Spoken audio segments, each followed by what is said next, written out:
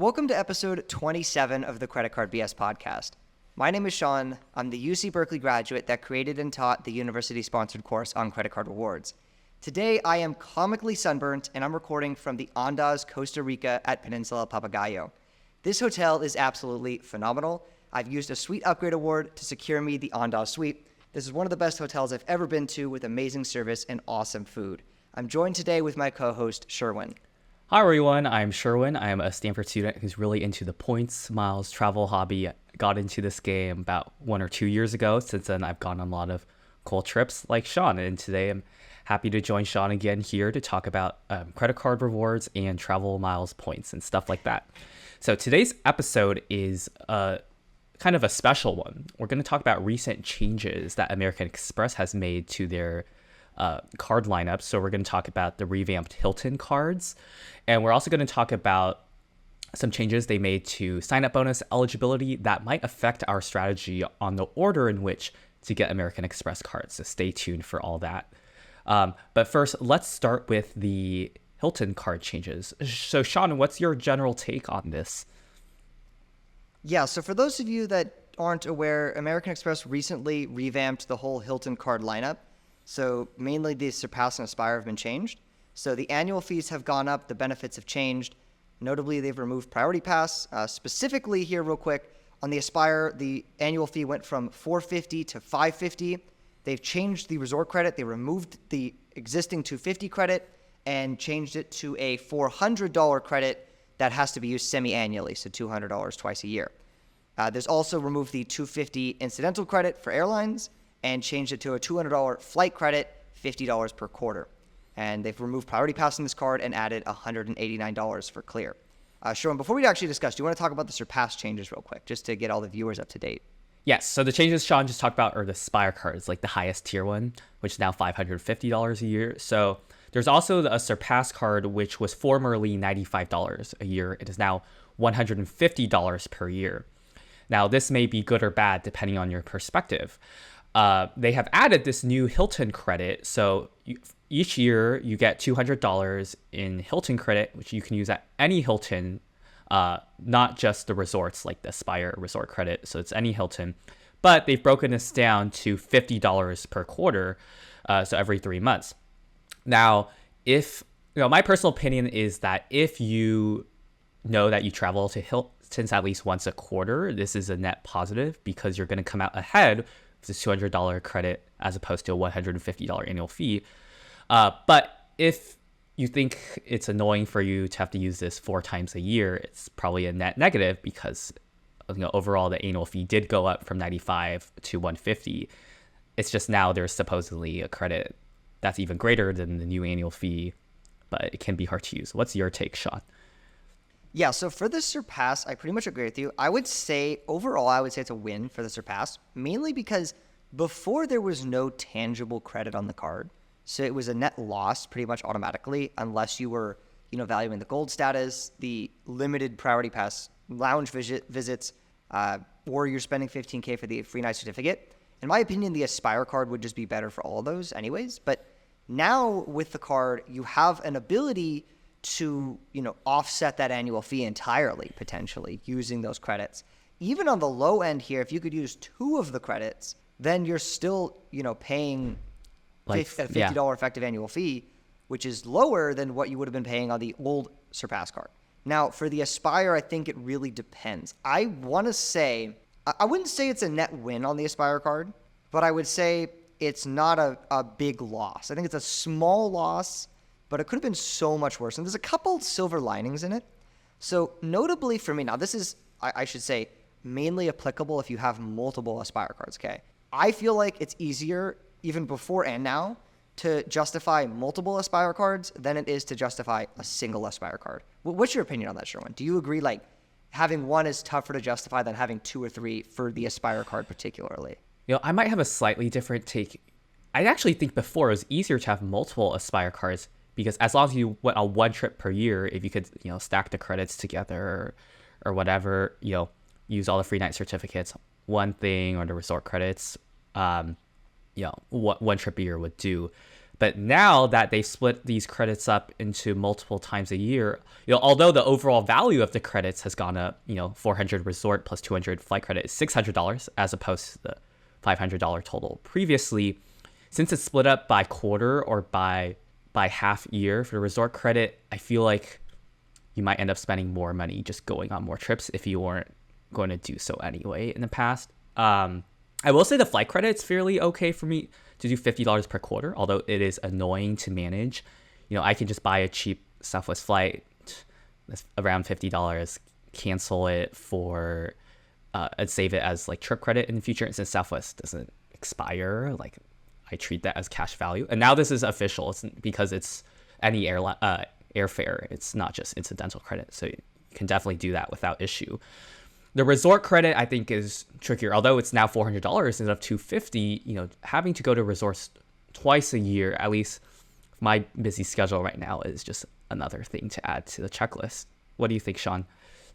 Yeah, I think so. Here's the perk to me of the changes to the Aspire card. Now, so I've had multiple Aspire cards before these changes, and I believe I will continue to have multiple cards. The thing is, previously, the resort credit was a card member year-based credit.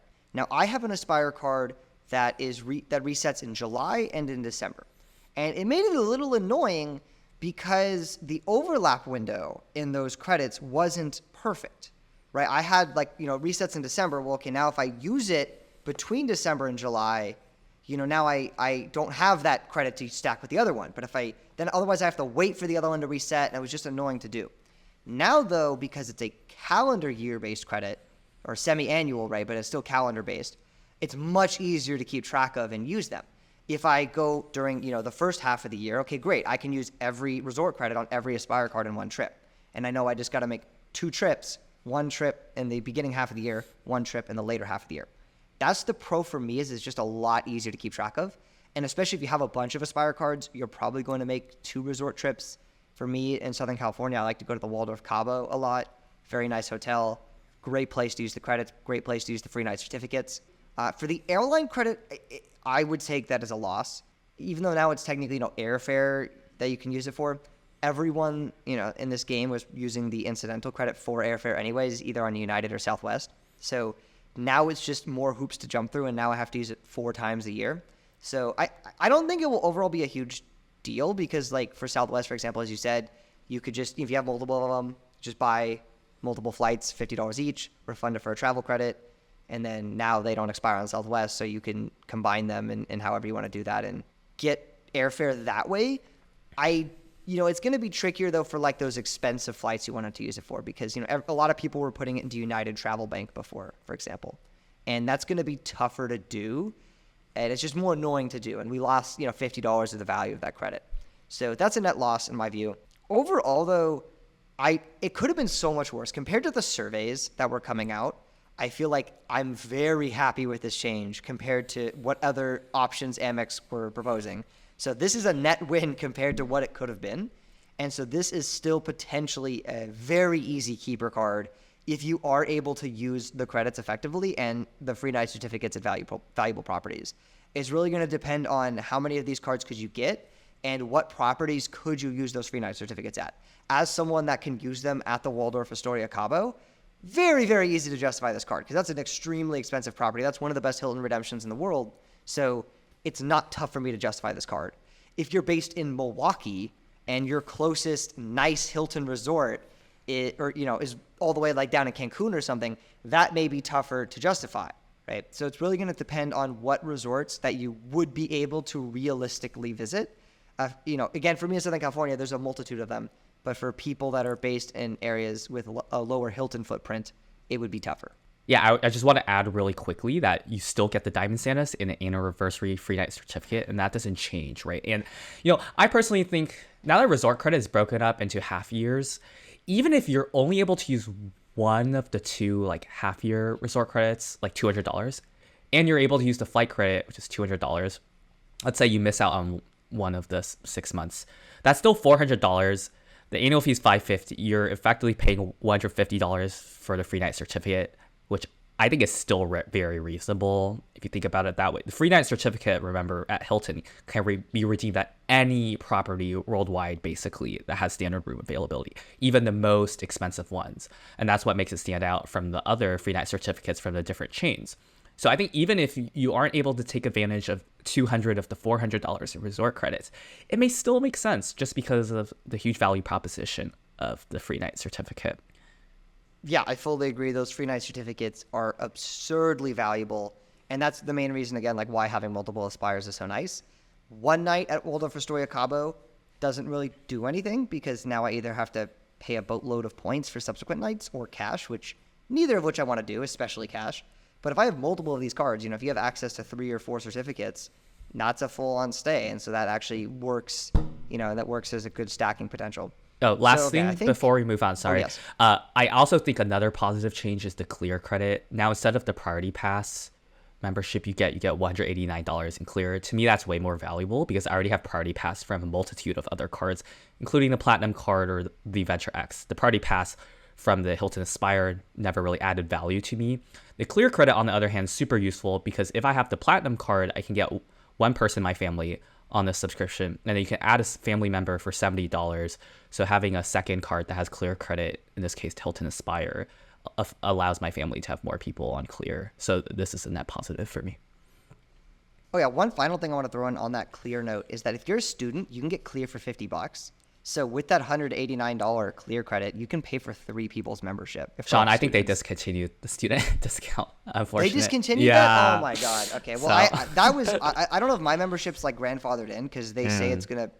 My most recent purchase was on the student one. That's a shame. At the very least, sign up for one of the airline loyalty programs and then get the discount that way. Yeah. Because you can get it down to like 120. But that is a shame. Oh, they also discontinued that. So now the discount's like $10. What? Oh my, okay. Well, now that the 189, yeah, okay, you're right. It is one person. So I think the credit's more valuable because of the. Yes, no, that makes that is a lot more valuable, especially if you don't have multiple platinums or the green or whatever, and you need more clear memberships. Cool. I think that covers the Hilton part well. So let's go on to the other changes that American Express has made. So I'll start with the first one is the sign up language or the terms regarding the sign up bonus. For the Platinum cards have changed. It used to be that the Platinum card, like the Morgan Stanley Platinum card, the Schwab Platinum, are considered different products. So if you got one sign-up bonus for one of them, it does not preclude you from getting a bonus on another one. So you could get both the Schwab Platinum bonus and the Vanilla Platinum bonus, for example, on the personal side. Unfortunately, this has come to an end, at least for now. The terms have been updated such that if you have had any one of these platinum flavors, you're precluded from getting a bonus on a different platinum flavor. So you kind of have to pick and choose the one that makes sense for you. Sean, how would you characterize this change? Like, is it a huge loss? It's a huge loss, to be honest, for anyone that was, going through the platinum cards because, the sign-up bonus on the platinum card for any of the flavors made it a no-brainer the first year to justify. For example, I had a vanilla plat, and I opened the Schwab plat previously. And, I didn't even have to think about, what were the credits, do they work, whatever. It doesn't matter. The bonus paid for, it's a $100K bonus in the Schwab plat. That paid for the entire first year. Every other credit was a bonus. And I got the card in December, so I got the double dip on the calendar year credits as well. So, huge moneymaker there. Now, there's no, reason to get it unless you can justify, stacking the credits across multiple platinums, which some people can. I'm not going to say that's not a thing you can do, but it's not a no-brainer like it was before. It's a big loss. And so if you're someone that was waiting on getting a platinum card, waiting on American Express, or, waiting on these other flavors, maybe to be lower in your 524 status, you didn't want to get too many at once. Now you got nothing. There's no reason to get any of these flavors anymore unless you can find like a special offer link that doesn't have this language, but across any of the public links you're not going to be able to get it. And so I think it's a big loss, and it really sucks if you were waiting to get one of these cards. So Sean, let's say I haven't had any platinum cards so far, and now I want to sign up for one. I can basically only pick one to get the bonus for. So what, in your opinion, is the best strategy here? Yeah, my opinion is probably just do the vanilla plat on like a 150K points offer. Those are fairly easy to find, depending on the time you're doing it, depending on the way you're searching. But there's different methods, like different browsers, special referral links, special offer links, and you can get a 150K offer that way. The only exception to that would be if you needed a specific variety of the platinum card for a specific reason. So maybe you're eligible for the Morgan Stanley platinum card, and you want that one so you can get the free authorized user. That might make sense. I think that's a 125K offer. I could be wrong on that though. Or, maybe you plan to cash out your points via Charles Schwab, which I do not recommend doing. Don't do that. But if you were going to do that, maybe get the Schwab Platinum first. You could, of course, if you're willing to play it fully optimally and you're ignoring 524 status here, you could get the vanilla plat 150K first, then get a, Schwab plat or whatever after, and then, But you won't get the bonus for the Schwab. Downgrade. You wouldn't get the bonus, but you would get the larger bonus, and you'd have to stack the credits the first year. So the question is, would that difference in sign-up bonus, would that extra, 25, 50K points you're earning by picking the vanilla justify the second annual fee? Yeah, Sean is referring to the 1.1 cents per point cash out option afforded to you on the Schwab Platinum if you have that card. The other Platinum cards will only let you redeem for statement credit 0.6 cents per point, which is even more horrible redemption. So that's kind of the strength of the Schwab Platinum card. The other strength of the Morgan Stanley card, besides the free first authorized user, is that there's a way to qualify for a $695 engagement bonus. So it subsidizes your annual fee if you meet certain requirements with their checking or brokerage products. I'm not going to go through the details, but depending on your situation, may or may not be worth it because, there's opportunity costs of using their product to store your assets as opposed to something else, and B, the engagement bonus actually paid out to you as income rather than a rebate, so it's taxable. So you cannot realize the full $695 value, assuming you're paying income taxes and whatever. So something to consider there. But yes, Sean is correct that generally the sign-up offers, assuming you're doing diligent research for the vanilla platinum, is higher than the ones for the different flavors. Yeah. So unfortunately, though, this is not the only change that has been made. They've done this across multiple card families. So another one they've done is Delta. So the Delta cards, and I think, the everyday cash cards, right? The cashback cards, they've done it where they've made this tiered structure. So for example, in the Delta cards, there's 4 cards. There's the blue, the gold, the platinum, and the reserve. You can get a sign-up bonus for a card if you've had cards that are lower in the ranking than the card you're trying to get, but not if you've had any cards higher than the one you're trying to get. So for example, if the first Delta card you get is the reserve, congrats, you are now excluded from all lower tier Delta bonuses in that same family. But if you have the blue, you could get the bonus in the gold. Then if you get the gold, you get the bonus in the platinum. If you have the platinum, you get the bonus in the reserve. So that is annoying, but it does make, if you've seen Ask Sebby's video on it, it does make sense, because if you have the reserve, the main reason that someone would normally get like the gold would be just for the sign-up bonus. So it seems Amex is trying to restrict people getting extra cards that have absolutely no purpose for them just for the sign-up bonus. We've seen the same structure on the cashback cards as well, and the everyday cards. So, Sherwin, what are your thoughts on this? How much how much does this sting? And, what would you think would be a good strategy here? I think it's very annoying in my opinion. I mean, I wasn't that interested in the Delta cards anyway, especially if you've heard the news about their huge devaluation with their loyalty program and just the fact that their miles aren't worth that much to begin with. But putting that aside, I wasn't that interested in Delta or everyday cashback cards anyway, so it's not a huge loss to me.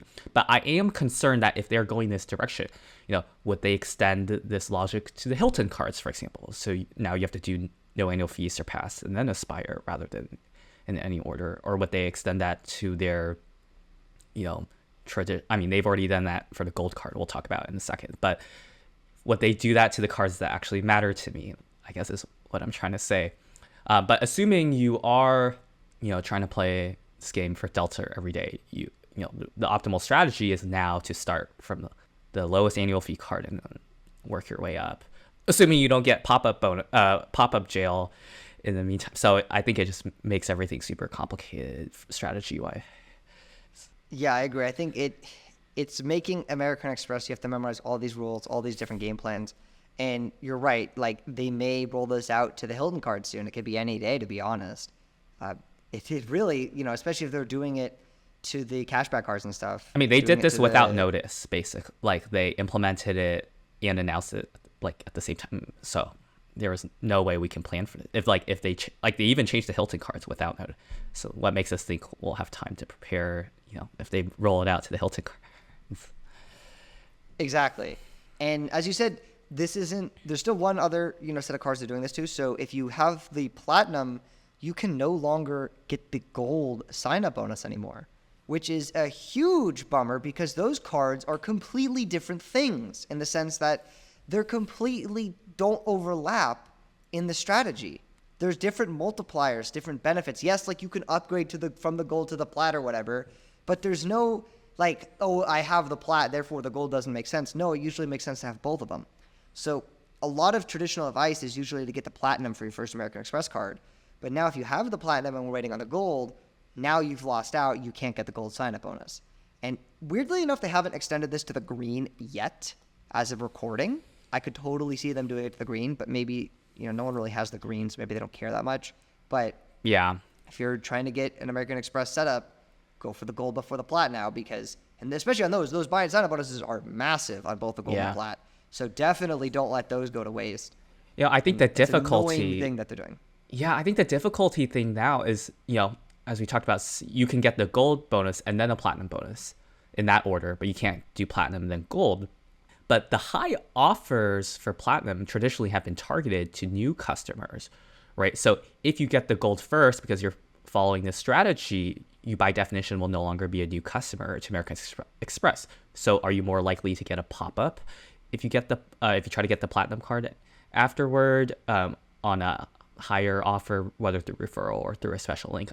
I don't know. I feel like they really only want to give one good offer per person now. That's kind of my feeling. Yeah, and who knows how far they keep extending this to. It could be tougher and tougher to get the good American Express offers. I mean, to be honest, they could, if they wanted to, they could just entirely restrict the good offers, put everyone in pop-up jail if it wasn't targeted for you. So who knows what they're going to do? Plan your strategy accordingly. Just as like a final note here, why do you think they're doing this? What do you think their overall, plan is for this? Why are they making it so much more annoying for people to have to plan out which Amex card they get first? Because for people like us, people that are in the game, they're trying to save money on the sign-up bonuses. I understand that, but for the average person, the person that maybe has one American Express card for 5 years and then I want to get the gold too. And they're like, what do you mean I can't get the sign-up bonus? Like that would really, imagine those customers. They must be really annoyed because they don't know the rules behind this. I mean, I would actually frame it a little differently. In my opinion, these rules affect people like us more than the average consumer, right? Because if you're only signing up for one, maybe two cards, like let's say you just get the one Delta card you want, and then, you like the platinum card, but you're not really optimizing for everything, that's not really going to affect you. It's the people who want to get every bonus like us that it affects. I think ultimately, this is just a rebound from, the years after the pandemic where American Express was giving out, huge sign up offers on all of these cards. They're targeting people with no lifetime language offers, meaning inviting people to get the bonus for a card they've already had, even though that technically circumvents the typical lifetime rules for American Express. So they were giving these huge bonuses and huge rewards and huge offers for the last couple of years. And now I think they're trying to shrink back and really only lower their marketing budget to target really the people that they think are going to be profitable. Because frankly, the people like us that are just going through every bonus, I think is not the average / most profitable customer. No, I agree. So that's what I was trying to say earlier as well. Like for people like us, I totally get why they are restricting it. Like, of course, it is affecting us more than the average person for sure. And because for us, like we're still gonna get the American Express cards. We're still gonna be we're still gonna be their customers. Whether or not we're profitable depends. But I mean, I'm surprised. I could imagine it pissing off their loyal, non-credit card obsessed customers that want to get their second or third Amex card that didn't read up on these rules. And because, I would see that being annoying if I was, just an average customer. But for us, of course, it's affecting us more. And it really is because when you have someone that's getting all these Amex cards, these ridiculous sign-up offers across the board, it's costing them a lot of money. And, we're using the cards optimally and everything, so we're not really making them that much money. So they're trying to tighten the ropes and be able to actually make some money off people like us.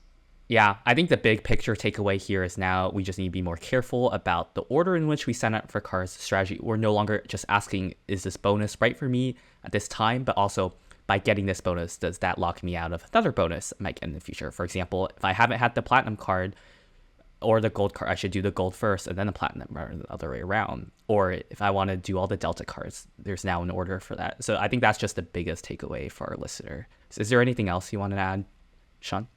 No, I think that's a pretty good summary of it. Yeah, I think that's pretty much everything. Cool. So we'll wrap up. Before we do that, Sean, you want to talk about the guests? Yes. So we are looking to bring on guests to the show for special episodes to do an interview or whatever. So if you are interested, the main criteria that we are looking for is someone with an existing following of some sort. So whether that be social media, whether you work on developing an award travel tool, whether you have some recognition within the community, that's, the primary criteria, or if there's just something interesting about you that you think would make a good guest. We're also looking for people that have a dedicated webcam or camera, dedicated microphone, and are willing to record locally and send us the file. Just makes the podcast quality much, much higher than recording only on Zoom. And so, those are the things we're looking for. If you think you fit the criteria, what you can do is head into our Discord server at the link in the description. Learn about award travel completely for free. Send me or Sherwin a direct message, and if we think you'd be a good fit, we'll schedule an episode to have you come on, and we can do an interview with you. So hopefully that'd be interesting to some of you. And Sherwin, do you want to plug our referral links before we close out? Yes. So if any of the cards we talked about in today's podcast interest you, or if you want to get any card for that matter, please check out our referral links in the description below. Applying through them greatly helps support our podcast and lets us continue to provide you with quality content. And finally, if you enjoyed today's episode, please check out our channel. Please subscribe. Please